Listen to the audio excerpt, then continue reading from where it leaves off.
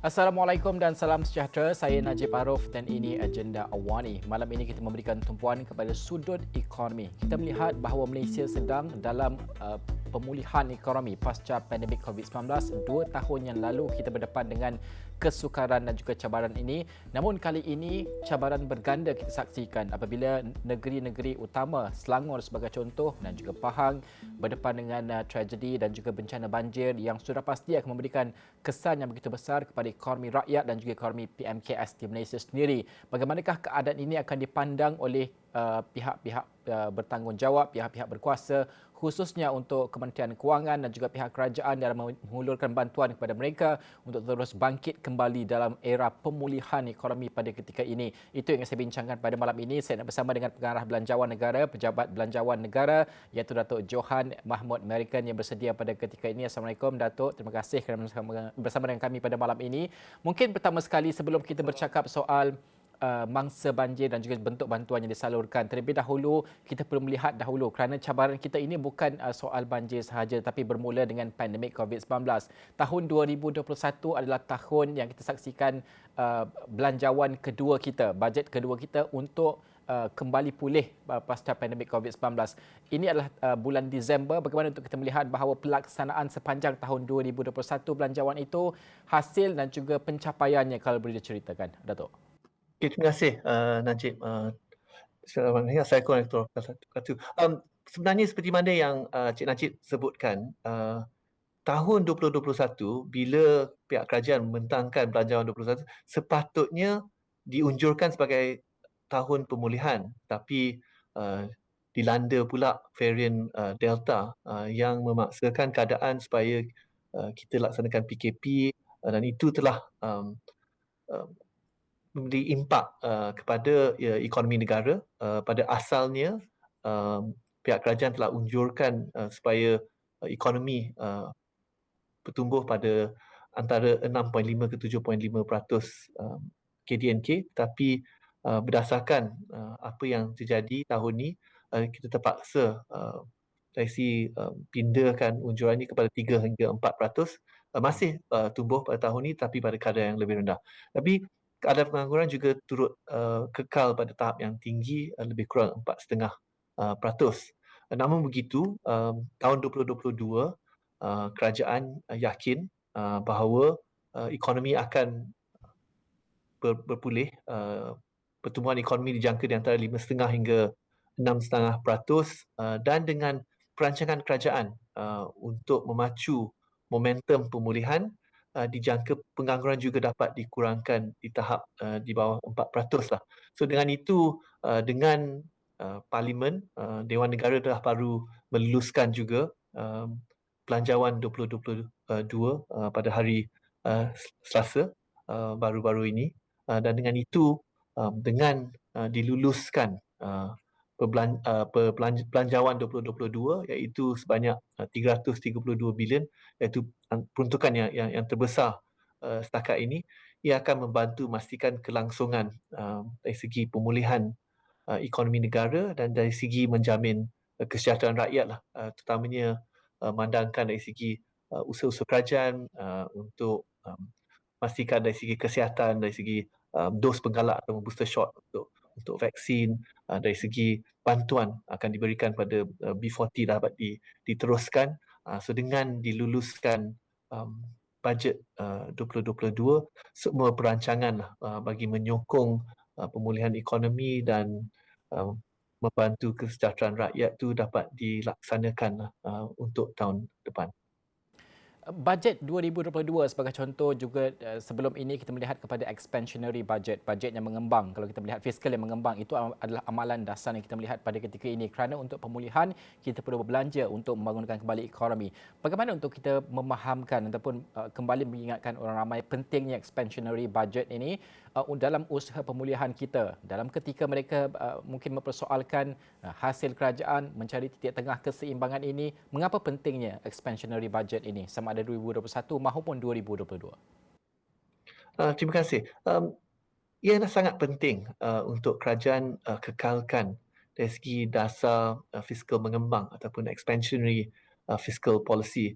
Inilah penting disebabkan dalam keadaan di mana kita dilanda krisis COVID, perbelanjaan oleh sektor swasta tidak serancak seperti sebelum krisis. So dengan itu sokongan perbelanjaan untuk menjana kesan sampingan dalam ekonomi daripada kerajaan adalah amat penting lah. So dengan itu walaupun mungkin kalau ditanya analisa ekonomi ataupun agensi penarafan kredit, biasanya mereka lebih suka jika kerajaan mengurangkan defisit fiskal secara ketara, tetapi kerajaan untuk tahun ini telah mengambil langkah berani untuk meningkatkan defisit fiskal ke kadar 6.5% daripada KDNK dan juga akan mengekalkan defisit pada kadar 6% untuk tahun 2022 lah. Ini membantu untuk memberi pembelanjaan dalam ekonomi, menjana ekonomi pada peringkat tempatan akar umbi supaya ia mendorong juga penjanaan pekerjaan.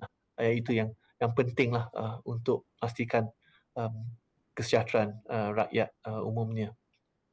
Sasaran sudah pun kita letakkan, Datuk, untuk kita mencatatkan pemulihan yang lebih ketara dan juga kukuh untuk tahun 2022. Namun, dugaan kita dan juga cabaran baru hadir dalam bentuk kali ini adalah bencana banjir. Ramai yang terkesan di negeri-negeri utama di Selangor sebagai contoh untuk orang ramai. PMKS kita juga kali ini kita melihat di Pahang juga banjir itu semakin memburuk. Bagaimana untuk kita melihat bahawa ini semua memerlukan siri-siri bantuan khusus. Kita bermula dengan rakyat terlebih dahulu kerana kehilangan kerosakan harta benda ini sesuatu yang mereka tidak pernah jangkakan ataupun saksikan sebelum ini.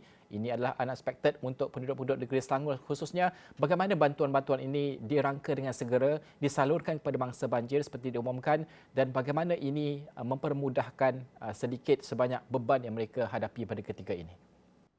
Kita sangat bersimpatilah kepada semua mereka yang telah dilanda musibah banjir. Saya rasa seperti mana yang telah diumumkan oleh Yang Amat Berhormat Perdana Menteri, jentera kerajaan telah dikerahkan dengan segera dan seperti mana yang telah diumumkan Yang Amat Berhormat, semua agensi lah akan turut yang terlibat dan berkaitan akan terlibat untuk membantu mangsa banjir dan juga untuk menanganilah apa-apa dari segi kerosakan. Tapi dari segi bantuan kepada mangsa banjir, antara yang telah diputuskan oleh Yang Amat Berhormat Perdana Menteri, yang pertamanya ialah untuk meningkatkan apa yang dipanggil bantuan wang ihsan. Jika sebelumnya hanya 500 bagi setiap isi rumah, telah dinaikkan kepada 1,000 bagi setiap isi rumah. Itu yang telah diputuskan oleh Yang Amat Berhormat Perdana Menteri. Keduanya, untuk memastikan kelangsungan bayaran wang tersebut, Kementerian Kewangan juga akan menyegerakan dari segi peruntukan 50 juta dulu kepada kumpulan wang bencana negara untuk menyegerakan penyaluran bantuan tersebut. Kerajaan juga telah mengumumkan peruntukan awal sebanyak 100 juta untuk membiayai lah dari segi pembaikan dari segi kerosakan di rumah dan juga infrastruktur awam. Itulah sebagai langkah awal. Selain daripada itu, Yang Berhormat Perdana Menteri juga telah umumkan dari segi isu pembiayaan di mana Bank Semangat Nasional akan memberi pinjaman mikro sehingga RM5,000 tanpa faedah dengan moratorium bayar balik untuk 6 bulan. Ini boleh mula dipohon secara dalam talian bermula Isnin depan, 27 Disember. Selain itu, bank-bank juga telah umumkan mereka yang terjejas daripada banjir juga akan diberikanlah bantuan dari segi memanjangkan bayaran balik dan sebagainya. Kita mendengar angka-angka besar ini apa yang diumumkan 150 juta secara keseluruhannya untuk bantuan pasca banjir ini. Bagaimana untuk kita melihat bahawa ada juga bangsa banjir yang menyuarakan bahawa kesukaran mereka untuk menguruskan perkara-perkara ini untuk menuntut apa yang mereka layak dapat pasca banjir dan sebagainya. Kerana ini soal execution, pelaksanaan apa yang diumumkan. Bagaimana ini akan dipermudahkan? Kerana ada juga mangsa banjir yang mengatakan bahawa mereka perlu ke balai polis sebagai contoh untuk melaporkan kesan-kesan banjir mereka sebelumlah boleh memulakan proses seterusnya dan sebagainya. Ini mungkin sedikit sebanyak merumitkan keadaan mereka yang kini masih lagi dalam proses membersihkan rumah, ada juga yang masih lagi digenangi air kawasan rumah mereka dan sebagainya. Bagaimana proses ini boleh dipermudahkan lagi untuk mangsa banjir, Datuk? Um, uh, Kami perlu mengaku bahawa mungkin terdapat sedikit kekurangan, mungkin sebab apa yang mungkin tidak dijangka, banjir seteruk apa yang dialami di Lembah Kelang. Mungkin dari segi kesiapsiagaan lebih kepada pantai timur, dan mungkin um, pada awalnya mungkin um, um, dia tidak dapat memberi respons secepat yang seeloknya. Tapi yang Perdana Menteri telah pun umumkan dan memastikan bahawa semua agensi perlu memudahcarakan proses. Pihak NAPMATMA pun baru-baru ini telah keluarkan dari segi FAQ bagaimana untuk memohon bantuan, difahamkan telah ditambah baik bagi mereka yang telah pun di pusat pemilihan sementara. Pendaftaran juga dapat dibuat di situ untuk kelayakan untuk bantuan tersebut, dan juga mereka di rumah tak semestinya ke balai polis, akan juga digerakkan contohnya melalui JPKK ataupun ketua komuniti ataupun ketua kampung lah untuk membantu untuk pendaftaran lah. Sama juga dalam pembiayaan BSN yang tersebut, permohonan juga dapat dibuat secara dalam talian lah. Dan apa yang telah diumumkan pun adalah sebagai langkah awal. Kerajaan akan terus memantau keadaan dan jika perlu akan meningkatkan apa-apa jua langkah dan bantuan yang diperlukan.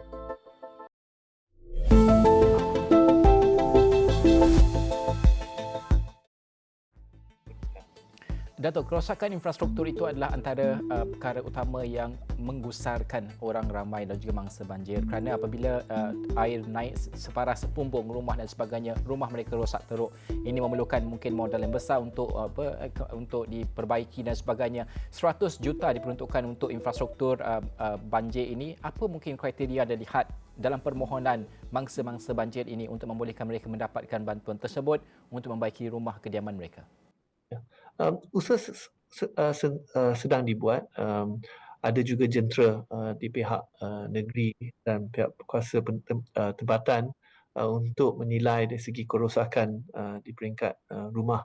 Tapi dari segi juga peruntukan ini juga akan digunakan untuk bantu dari segi pelbagai kerja-kerja pasca banjir yang diperlukan, antaranya untuk pastikan kebersihan kawasan awam, dari segi juga apa yang dialami dari segi banjir genang, di mana pihak GPS juga buat kerja untuk mengepamkan keluar air ke sungai yang berhampiran bagi kawasan tersebut, dan juga untuk membantu memulihkan kerosakan, contohnya lah jambatan dan jalan-jalan lah. Itu sedang diusahakan dan akan disegerakan. Okey, bukan saja orang ramai yang terkesan, sudah pasti PMKS kita, perusahaan mikro, kecil dan sederhana terkesan di beberapa kawasan utama. Kita melihat bahawa persatuan perusahaan kecil ini seperti Samenta yang mengatakan bahawa antara 12,000 hingga 18,000 ahli mereka mengatakan bahawa berlaku kerosakan infrastruktur, machinery mereka dan juga peralatan mereka dan sebagainya. Ada contoh di Kelang yang rosak semua sekali barang-barang mereka yang diusahakan sejak 12 tahun lepas. Ini adalah apa yang disuarakan PKS. Ya, ada bantuan yang disalurkan dan juga diperuntukkan. Namun ada juga yang mereka minta, iaitu tentang moratorium tanpa faedah selama 3 bulan, kerana ini adalah tempoh yang sukar untuk PMKS yang sedang pun pulih akibat pandemik COVID-19. Adakah ini wajar dan juga boleh dipertimbangkan? Adakah ini boleh kita lakukan, Datuk? Apa yang telah pun diumumkan dan bank-bank pun telah tampil ke depan untuk menyediakan pelbagai jenis bantuan ataupun sokongan, terutamanya pada golongan PMKS yang terjejas daripada banjir.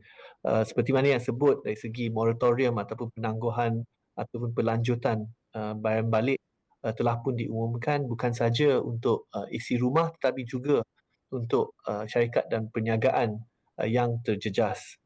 Selain itu, juga terdapat pengumuman, contohnya agensi kerajaan seperti Tekun telah mengumumkan dana 30 juta untuk pinjaman pemulihan banjir, di mana untuk PKS Mikro yang memerlukan pinjaman sehingga 10,000 ia akan disediakan juga tanpa faedah dan dengan moratorium sehingga 1 tahun. Bagi uh, syarikat ataupun perniagaan yang lebih besar, Bank Negara Malaysia pun telah mengumumkan disaster relief facility, iaitu pembiayaan bencana dengan dana sebanyak 500 juta. Ini akan disediakan melalui bank-bank komersial. Ia akan disediakan dengan pada kadar faedah yang rendah 3.5%, tapi akan diberikan pinjaman sehinggalah 500,000 untuk membantu PKS yang mengalami kerosakan akibat banjir. Datuk, kalau kita melihat bahawa salah satu apa yang dilaksanakan iaitu pengecualian bayaran sewa terhadap SME ataupun PKS ini yang menyewa ataupun menggunakan premis-premis di bawah SME Bank sendiri. Namun realitinya masih banyak lagi PMKS kita yang terjejas akibat banjir ini tidak pun berada di bawah premis milik SME Bank ini. Bermakna mereka mungkin tidak mendapat kelebihan itu. Bagaimana kesemua mereka ini yang angkanya mungkin lebih besar harus dipertimbangkan untuk dibantu dari segi sewa premis mereka sebagai contoh. Mungkin adakah akan diberikan kelonggaran tertentu ataupun dari segi sudut kewangan untuk meringankan beban mereka, kerana kita faham pemilik premis mungkin tidak mereka juga adalah bersifat komersial. Bagaimana untuk kita melihat bahawa ini dapat dibantu untuk PKS-PKS yang bukan di bawah SME Bank ini? Seperti mana yang Najib sebutlah, dari segi pemilik premis itu pelbagai, dan dengan itu pada masa ini pihak kerajaan tumpukan bantuan melalui sistem kewangan lah. Dengan itu dari segi sokongan daripada bank negara melalui sama ada bank komersial ataupun bank pembangunan di bawah kerajaan untuk membantu dari segi pembiayaan lah, dan pada terma-terma yang mudah dan pada kos yang rendah, dan juga dengan penangguhan bayaran balik lah. Tapi itulah sebagai langkah awal yang telah dibuat oleh kerajaan. Seperti mana disebut, kerajaan terus akan memantau keadaan dan juga akan mengkaji bagaimana pula kesesuaian dari segi bantuan-bantuan lain yang boleh digunakanlah untuk memenuhi lah keperluan mereka yang terjejas. Dalam siri bantuan pada kali ini untuk mangsa banjir ada juga digariskan iaitu geran bernilai 25 juta ringgit. Bagaimana untuk kita tahu perincian tentang geran ini? Siapa yang layak, bagaimana ia berfungsi, mungkin juga permohonannya sendiri kalau Datuk ada perinciannya. Grant 25 juta ringgit yang telah diumumkan oleh Yang Amat Perdana Menteri, yang tu merujuk pada grant padanan yang diberikan bersama dengan syarikat GLC, iaitu syarikat berkaitan kerajaan, yang sehingga ini telah pun menjanjikan jumlah melebihi 50 juta, termasuk GLC seperti Petronas, Khazanah, Saim Dhabi dan sebagainya lah. Mereka telah menggunakan dana mereka sendiri yang lebih 50 juta, campur juga yang 25 juta daripada kerajaan untuk mengaktifkan apa yang dipanggil GLC Disaster Relief Network, di mana mereka kerahkan dari segi jentera GLC untuk membuat bantuan pada mangsa banjir, contohnya lah dari segi pemberian barangan asas, pembersihan dan sebagainya lah. Itulah usaha yang dibuat di samping kerajaan. Kalau kita melihat mungkin ada di setengah kawasan banjir sudah pun surut, namun kalau kita melihat kepada kaji cuaca, keadaan semasa di Pahang sebagai contoh, air semakin naik dan sebagainya, ini akan boleh menunjukkan bahawa kesan banjir itu akan lebih meluas daripada apa yang kita saksikan pada ketika ini, khususnya buat PMKS. Bagaimana untuk kita melihat bahawa adakah bantuan-bantuan ini bersifat lebih dinamik, bermakna akan ada pertambahan sekiranya jumlah mangsa yang terlibat itu lebih tinggi dan sebagainya, Datuk? Ya. Seperti mana yang saya mulakan wawancara ini, saya sebut juga pentingnya bahawa bajet 2022 telah pun diluluskan oleh Parlimen. Ini juga membolehkan kerajaan bertindak proaktif dan responsif mengikut keadaan lah.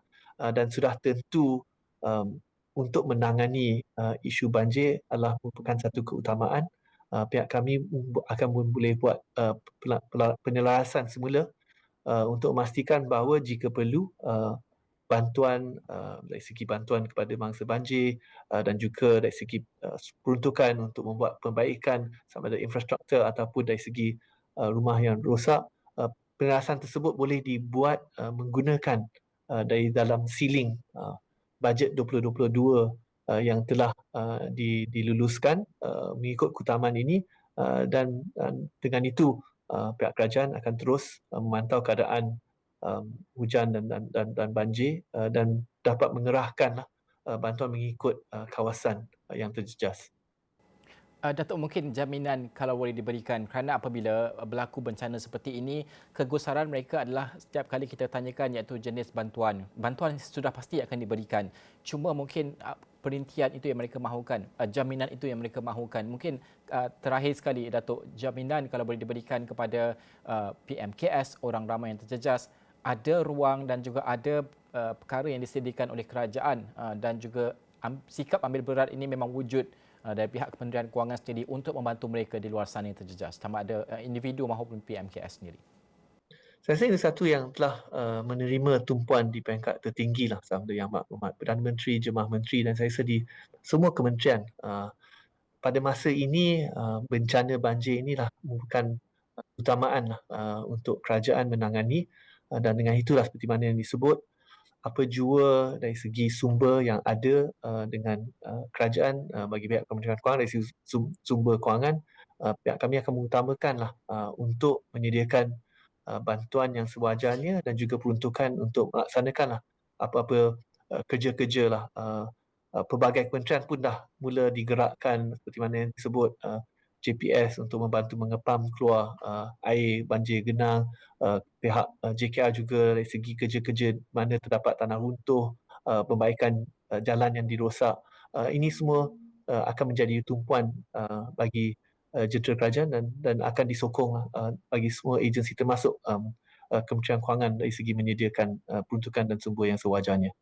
Okey, kerjasama semua pihak itu yang paling penting pada akhirnya untuk menjayakan dan juga membantu mereka bangkit kembali. Terima kasih Datuk Johan Mahmud Merican, iaitu Pengarah Belanjawan Negara, Pejabat Belanjawan Negara, kerana menerangkan kepada kita dan juga penonton Astro Awani yang mungkin juga mangsa banjir yang terlibat dan juga yang mungkin mengenali mangsa banjir. Kabarkanlah kepada mereka ini bantuan yang disediakan dan juga cara mereka boleh memohon dan juga mendapatkan bantuan tersebut, tidak kira di peringkat individu maupun di peringkat PMKS sendiri ada yang disediakan oleh pihak MOF sendiri. Terima kasih kerana bersama dengan kami pada malam ini. Sekian saja agenda untuk malam ini. Saya Najib Arif.